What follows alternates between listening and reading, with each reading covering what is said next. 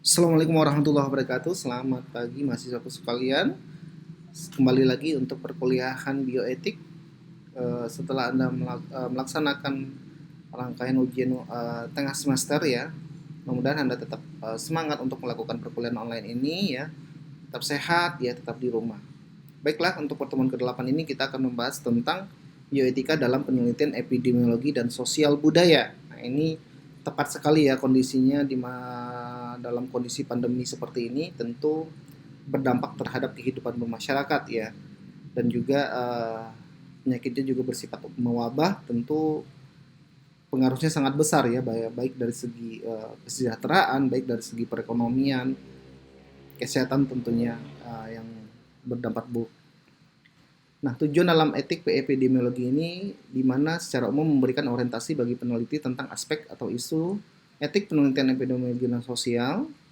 Sedangkan untuk khususnya membahas dan memberikan penjelasan tentang bagaimana batasan dan jenis penelitian epidemiologi, kemudian isu etik yang perlu diperhatikan dalam penelitian epidemiologi, apakah secara deskriptif atau observasional, ya. Kemudian aplikasi etik dalam penelitian epidemiologi serta beberapa prosedur dalam kaji etik atau ethical clearance, ethical review ya, boleh sama. Nah, ini adalah apa itu epidemiologi ya, di mana suatu studi dalam bentuk distribusi ya, hubungan antara kesehatan dan sosial populasi ya di dalam sebuah masyarakat. Di sini lebih bagaimana pengontrolan dalam sebuah permasalahan kesehatan yang terjadi di masyarakat. Pemahaman tentang pola penyebaran penyakit, kemudian faktor yang menyebabkan serta buruknya kondisi kesehatan dalam sebuah lingkungan masyarakat, ini menjadi suatu fokus kajian terhadap epidemiologi. Oke. Transisi epidemiologi, apa itu transisi? Tentu kita bisa melihat transisi itu adalah ada proses perpindahan ya atau perubahan di mana terjadinya kemajuan pembangunan kemudian mempengaruhi berbagai perkembangan dan kehidupan pada masyarakat tentunya.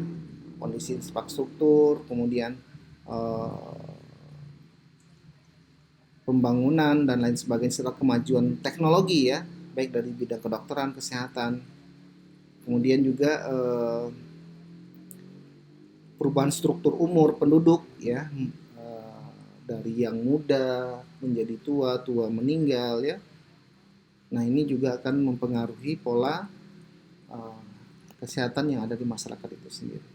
Terjadinya pergeseran pola penyakit serta tingkat kesehatan yang ada di masyarakat juga menjadi sebuah pengaruh apa namanya mempengaruhi transisi sebuah epidemiologi.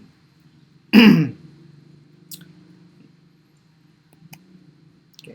Apa yang menjadi fokus dalam epidemiologi ya? Terkini, yang pertama itu adalah karakteristik individu.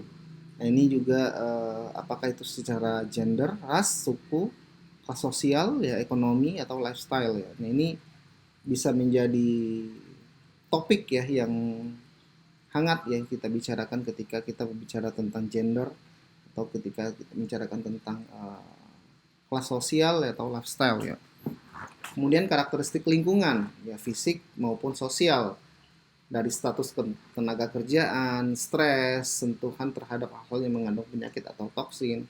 Berarti ini lebih ke daerah-daerah yang berisiko terhadap sebuah ini ya, apa namanya, sebuah wabah ya, atau yang disebut dengan red zone, zona merah.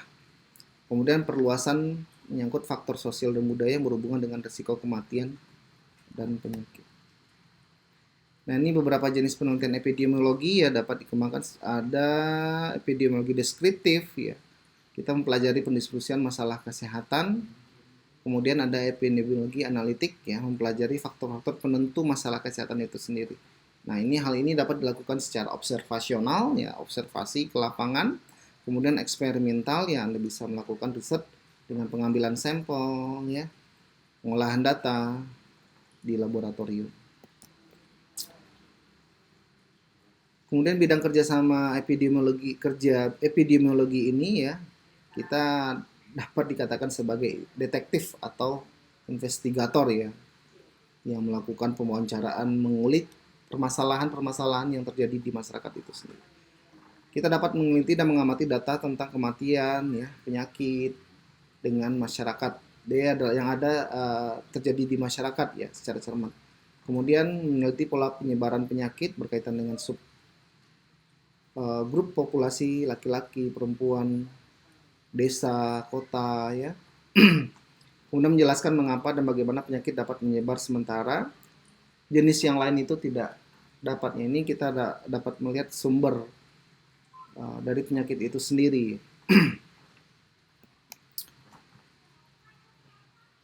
Nah, fokus epidemiologi investigasi di sini ada perantara penyakit ya atau disease agent, di mana kita dapat melihat ada beberapa ya faktor ya yang dapat jadi apa nih yang menjadi agent dalam sebuah penyakit. Yang pertama itu adalah biologic agent ya seperti insek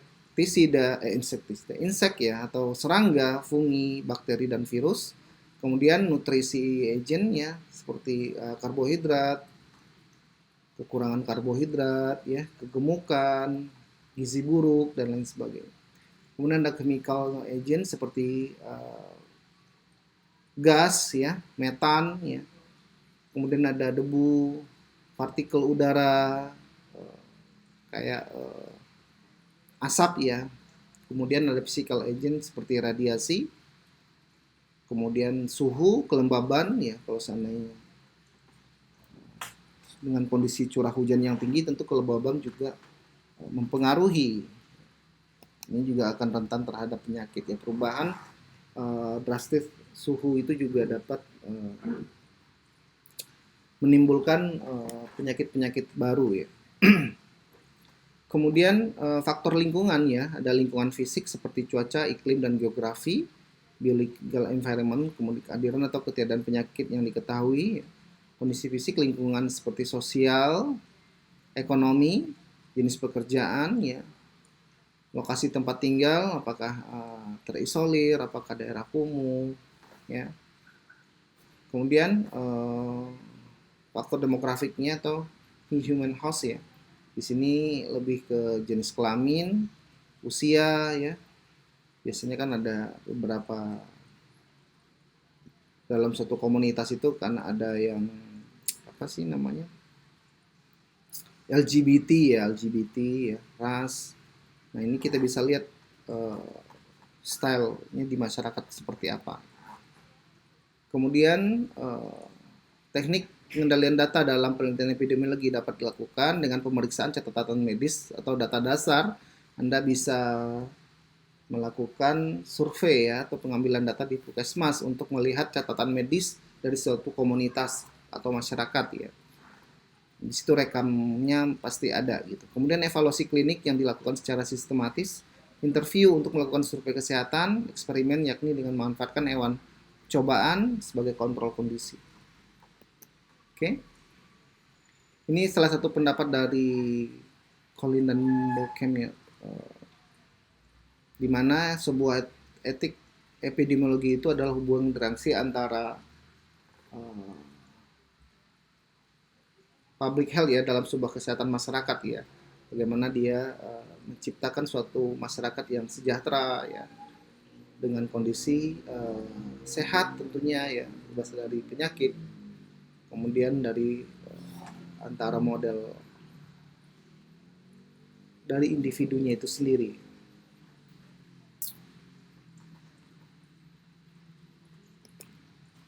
Ini adalah perbedaan antara penelitian klinik dan epidemiologi. Klinik itu atau klinis ya, itu lebih fokus pada individu, subjeknya biasanya lebih yang sakit ya, sampel relatif kecil, pengamatan relatif singkat, sumber informasi umumnya pasien, hasilnya itu langsung dirasakan oleh subjek itu sendiri. Sedangkan epidemiologi itu fokus pada populasi ya, bisa subjeknya orang sakit maupun orang sehat. Sampelnya relatif besar, pengamatan relatif lama tentunya ya, karena kan kita skopnya lebih besar, lebih sumber informasi dapat berupa responden ya dengan survei ke lapangan ya, catatan ya, dokumen, data dasar seperti yang di Puskesmas tadi bisa menjadi sumber informasi. Kemudian hasilnya tidak selalu langsung dirasakan oleh responden. Itu perbedaan antara epidemiologi.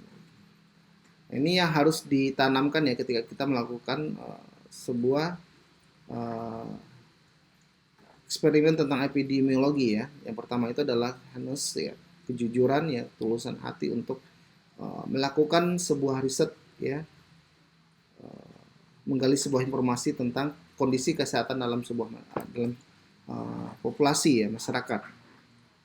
Kemudian trust ya, bagaimana kepercayaan yang kita bangun terhadap masyarakat itu sendiri ya, untuk bisa lebih memberikan informasi yang tepat, kemudian menjaga kerahasiaan ya, kemudian fairness ya, perlakuan yang adil, respect, menghormati, tentunya sopan santun itu sangat attitude ya yang sangat diutamakan ya ketika kita melakukan berhubungan langsung dengan masyarakat. Ketika Anda tidak ada rasa sopan lagi, tentu jangankan untuk mengambilkan informasi, sebelum Anda datang pasti sudah ditolak sama masyarakatnya gitu.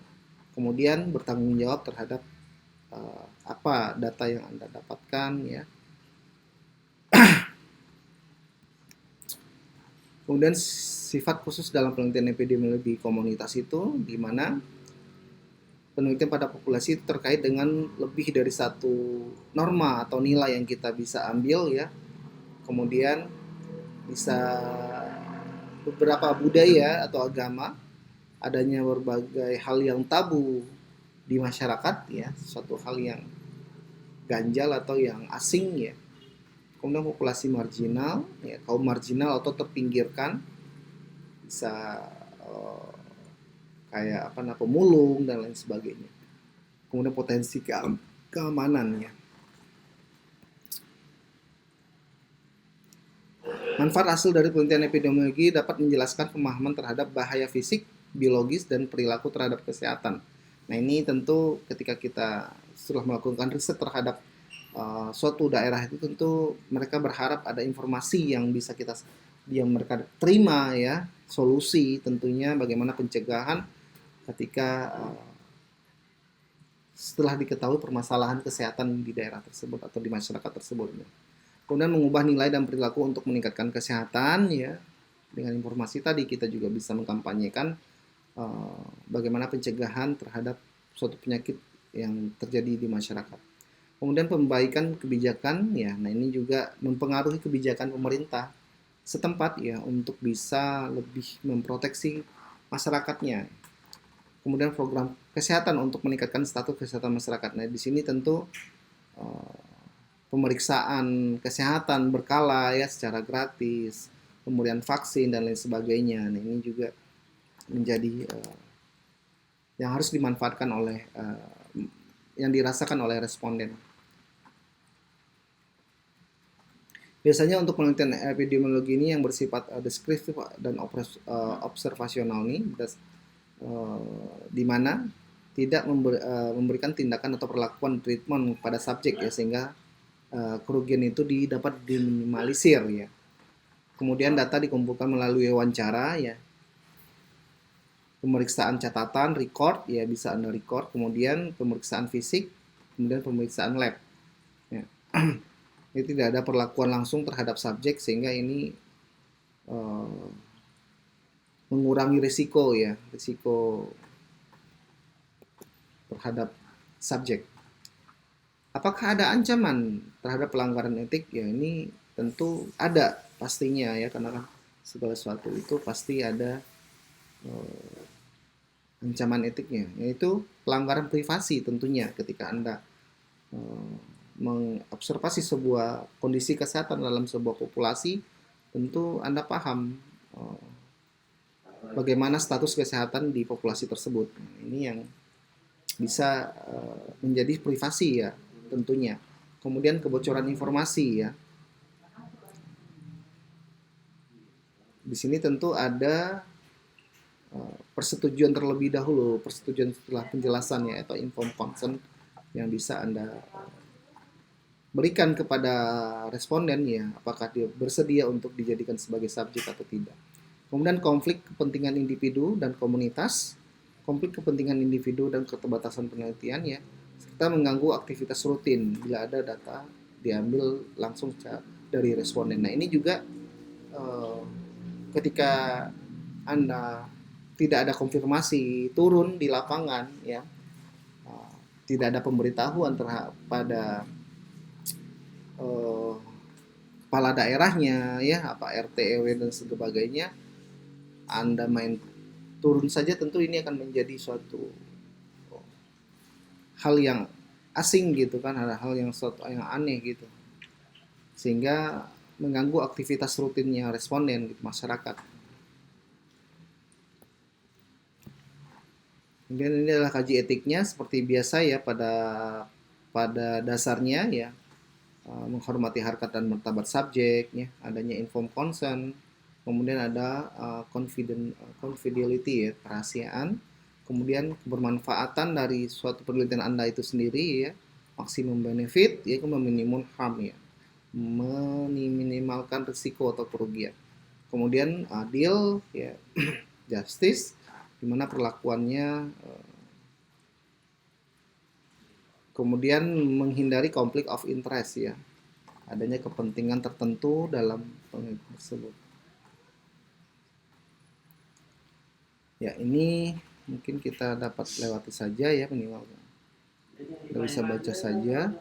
Misalkan ini yang menghormati harkat martabat subjek penelitian, minimal gangguan terhadap subjek, menghormati keinginannya ya atau perasaan subjek, misalnya untuk pertanyaan sensitif terhadap wanita ya, pewawancaranya tentu wanita ya, sopan santun tidak ada dan tidak setempat, karena ini juga harus kalau daerah tertentu itu sangat peka terhadap adat istiadat. Kemudian adanya informed consent tadi, persetujuan sukarela baik dari secara individu, kelompok, ya masyarakat, karena kita lebih komunitas, tentu ke mana kita melakukan untuk informed consent-nya terlebih dahulu, tentu ke kepala daerahnya gitu. Kemudian penjelasan tidak boleh selektif, tidak boleh mempengaruhi secara berlebihan ya, pemerangsangan atau ikut serta. Perangsangan untuk ikut sertanya responden ini tidak boleh yang menjanjikan sesuatu hal yang besar gitu ya, tapi sewajarnya saja. Boleh kita melakukan perangsangan supaya mereka ikut ya, dalam bentuk royalti atau maupun reward ya. Kemudian isu khususnya seperti populasi yang berada di bawah pengaruh populasi lain ya. Salah satu contohnya adalah narapidana, PSK, pekerja pabrik. Nah, kemudian ada populasi yang tersembunyi ya, tidak ya, dengan kondisinya di masyarakat belum diterima, tentunya tidak terlalu di identitasnya tidak terlalu diungkapkan gitu, seperti LGBT. Kemudian populasi terasing perlu dimodifikasi dalam pemberian PSP ya. Jadi masing-masing ini tentu informed consent-nya jenisnya berbeda-beda. Nah, catatannya PSP tidak mutlak dibutuhkan bila data diambil dari rekam medis ya, catatan kelurahan. Nah, ini tidak perlu PSP pada individu. Bagaimana cara memperoleh persetujuan di masyarakat? Nah, ini yang tadi ya. Persetujuannya itu tentu oleh pimpinan atau tokoh masyarakat yang berpengaruh di daerah tersebut atau di komunitas tersebut. Menjaga kerahasiaan ya, tentu dalam pengumpulan data bisa dilakukan dengan ruang terpisah atau pengaturan khusus ya, supaya tidak ada terjadi kecurian data dan lain sebagainya. Tidak membahas data dengan selain seorang penelitinya gitu. Menjaga kerahasiaan ya, menghilangkan identitas perorangan. Anda bisa melakukan di sini untuk menjaga kerahasiaan di anonim ya, di anonim, sehingga tidak mengacu pada satu personal orang gitu. Kemudian ada identitas di sini, Anda bisa pakai akses untuk penyimpanan datanya ya dengan ketat. Maksimalkan manfaat hasil penelitian disampaikan pada populasi yang diteliti ya, baik secara langsung maupun tidak langsung. Pelayanan kesehatan bagi populasi yang diteliti ya, kemudian peningkatan kapasitas lokal, pelatihan, petugas kesehatan lokal, kelengkapan peralatan, persediaan kelengkapan peralatannya gitu. Nah, ini minimalkan risiko, bagaimana pencegahan kerugian pada kelompok, misalnya waktu dan privasi. Nama baiknya harus dijaga, mengantisipasi dan menekan risiko fisik, psikologis, dan sosial ya, mencegah minimal kerugian akibat publikasi, misalkan tidak sesuai dengan norma atau budaya, kehilangan harga diri, dan lain-lain ya. Ini keadilannya. Nggak bisa baca saja karena waktu kita sedikit sekali. Mencegah konflik of interest ya, dimana di sini juga dapat berisiko ya terjadinya ada kepentingan-kepentingan lain ya, kepentingan yang bersifat pribadi yang harus dihindari. Nah, kaji etik untuk penelitian epidemiologi, nah bisa saja. Nah, ini adalah kesimpulannya, etik dalam pentingnya dalam penelitian epidemiologi ya, subjek dipilih secara adil, manfaat dan beban ya sesuai dengan beban. Ada prosedur PSP, privasi subjek dan keterisian data terjaga, risiko diminimal dan manfaat dilebihkan ya.